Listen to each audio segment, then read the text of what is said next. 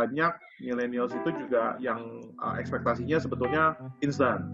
Jadi misalnya begitu masuk mau cepat bisa dipromot, kalau nggak dia mau cabut atau mau role responsibility yang jauh lebih besar, padahal belum bisa apa-apa gitu, kayak gitu-gitu lah ya.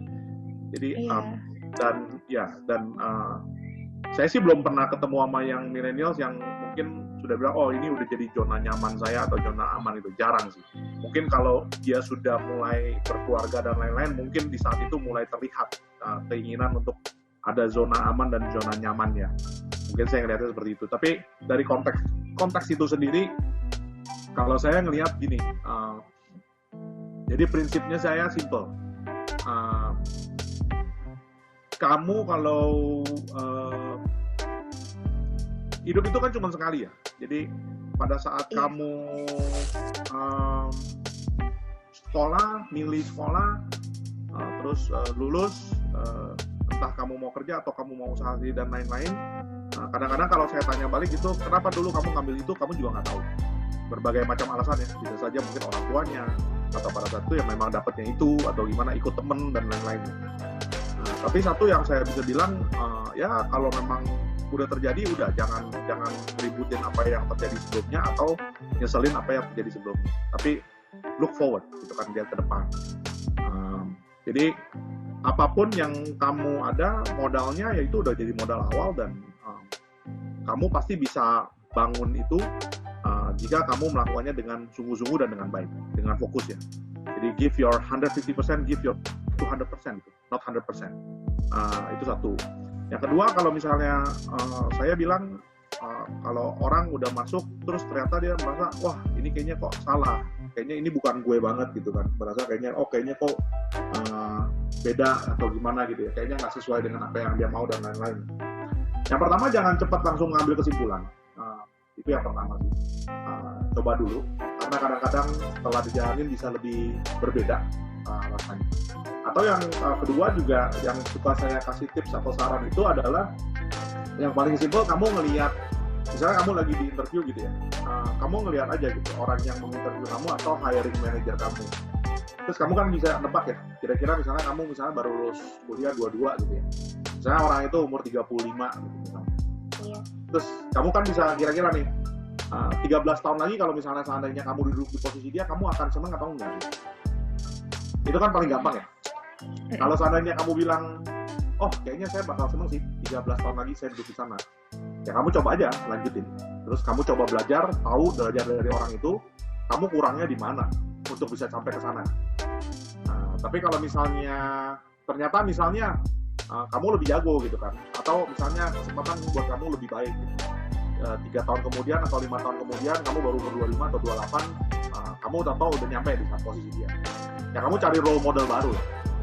Dan selama kalau kamu di satu tempat itu masih bisa belajar dan masih bisa berkembang, saya kira ya belajar aja dulu. Tapi kalau misalnya kamu merasa sudah tidak bisa berkembang, ya pastikan pada saat kamu pindah ke tempat lain atau melakukan hal yang berbeda, ya kamu bisa belajar dan kamu tahu persis memang itu yang kamu mau. Itu sih. Kalau menurut Pak Joni sendiri, kalau misalkan kita menjadi fresh graduate nih, lebih baik mencari pengalaman kerja dulu, atau kalau ada yang mau langsung terjun di bisnis, atau lebih baik mengambil pengalaman kerja di karir terlebih dahulu? Menurut Pak Joni bagaimana? Gini ya, kalau saya itu pertanyaan klasik ya, kalau buat saya itu selalu yang mana gitu kan, karena dua-duanya ada positif ada negatifnya. Jadi kalau saya bilang, kalau orang yang mau kerja dulu, tergantung kamu kerjanya apa. Jadi carilah kerja yang memang, misalnya kalau kamu aspirasinya mau melakukan berjun di dunia usaha, carilah pekerjaan yang memang mengarah ke sana. So you start with an end as a goal, right? Start with a goal. Jadi benar-benar goal kamu itu sudah ada titik akhir di mana. Jangan muter-muter gitu, karena kalau nggak nanti kamu buang waktu kan sayang. Itu satu. Kedua, akhirnya nanti kamu persis yang kayak tadi kamu tanya, masuk ke zona nyaman, di mana nanti begitu kamu sudah usianya misalnya masuk 5 tahun, 10 tahun kemudian, di angkatan kerja, gaji kamu udah lumayan, responsibility kamu juga sudah mulai berbeda karena kamu mungkin mau menikah, mau punya anak, dan lain-lain, berkeluarga. Jadi akhirnya tidak tercapai dan akhirnya terlalu banyak opportunity cost untuk bisa pindah. akhirnya nggak jadi. Gitu. Itu kekurangannya. Tapi kelebihannya tentunya jika kamu memang jalanin itu dan masuk di dunia kerja yang bisa mendukung aspirasi kamu akhirnya untuk melakukan di dunia usaha, uh, kamu akan tahu gap kamu di mana. Jadi kamu akan bisa meminimalisir resiko di dunia usaha kamu dengan modal dan lain-lainnya itu untuk gagal. Karena kamu udah tahu, oh kalau kayak gini nih harusnya begini nih. Karena pernah lihat dulu ya di perusahaan nih kayak gini nih, gini nih gitu. Jadi tapi tentunya kembali lagi ya, semua apa yang tadi saya bilang itu kan kembali ke pada saat kamu begitu lulus kesempatannya ada di mana.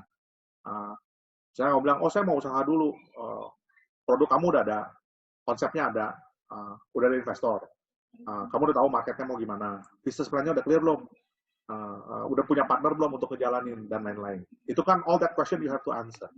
Kadang-kadang kan orang sangat egois dan merasa kayaknya, oh ini gue pokoknya mau usaha lah, gue nggak mau kerja, gue nggak mau ini gitu kan, gue mau usaha aja. Tapi terus habis itu dia nganggur setahun gitu kan. Terus ditanya ngapain? Oh gue lagi matengin usaha gue, but he basically do nothing, right? That's also bullshit lah. Gitu. Buat apa gitu? Gitu sih. Berarti untuk pertama tuh ya udah kita ambil peluang dulu aja kali ya. Terus tapi ya, kita at the end of the day kan tergantung opportunity yang ada apa ya. Tadi seperti yang saya bilang gitu. Kalau misalnya kamu mungkin seandainya ya case-nya misalnya kamu sudah mulai menjalani bisnis, anggap ya, saya ngomong kosong lah. Kamu misalnya sembari kuliah kamu mulai bikin bolu, misalnya. Saya suka ngambil contoh makanan, lebih konkret ya. Jadi misalnya kamu suka bikin bolu, terus kamu mulai dari pertama mungkin jual-jual sama teman-teman, kasih coba-coba di teman kuliah, teman kamu, teman mama kamu, dan lain-lain, saudara, sampai akhirnya kamu mulai berkembang untuk mulai jual-jual di platform-platform yang ada sekarang di sosial media, PO gitu ya.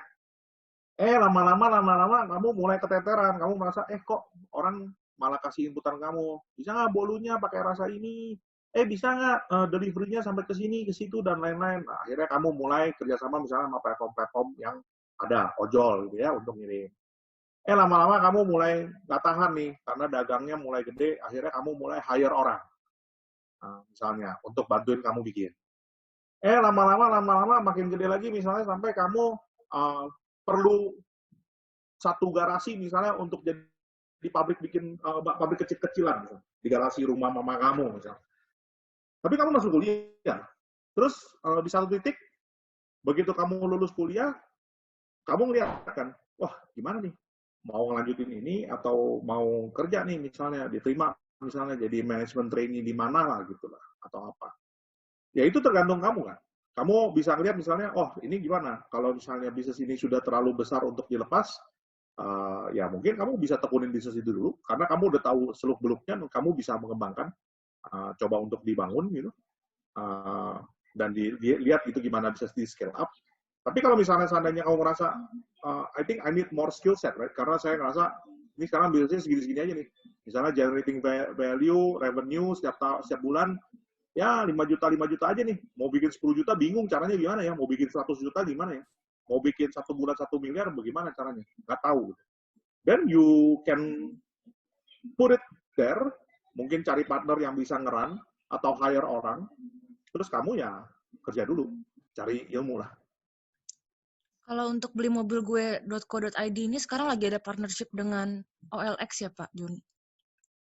Oh iya, memang kan mereka kan partner strategic investor kita ya. Jadi pastilah. Oh, jadi OLX adalah partner strategic investor ya? Ya. Berarti bisa disimpulin kalau misalnya kita ada opportunity ya kita kerjakan dengan sungguh-sungguh, jangan setengah-setengah.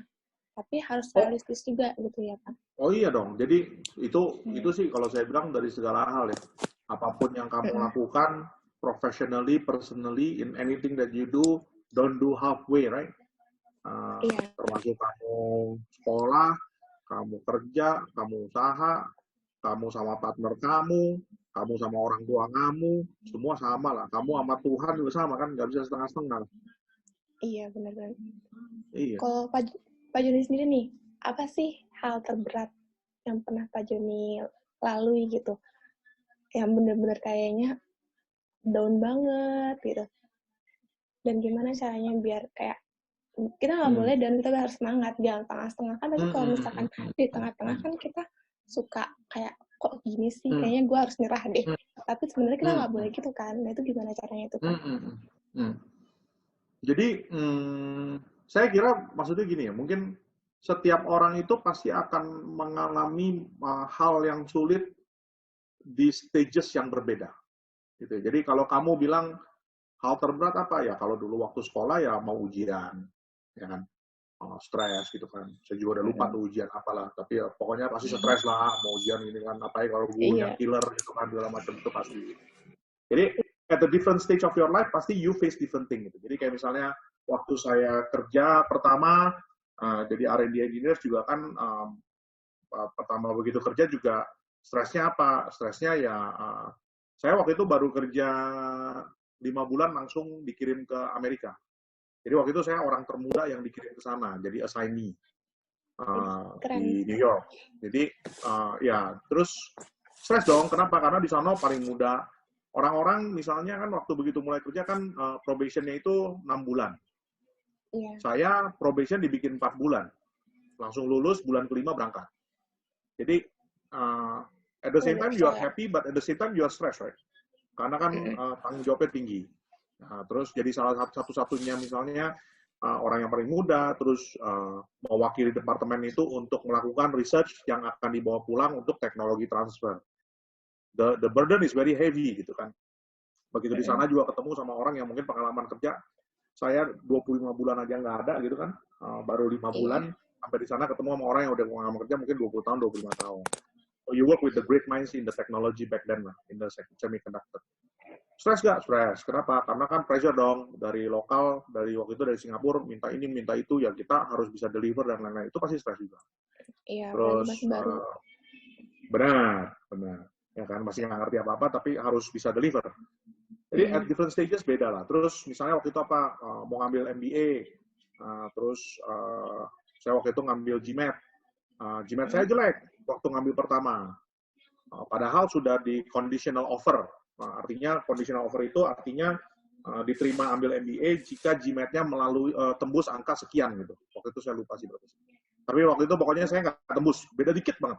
Nah, itu stres banget. Sampai waktu begitu selesai ujian itu kan hasilnya langsung keluar tuh ya.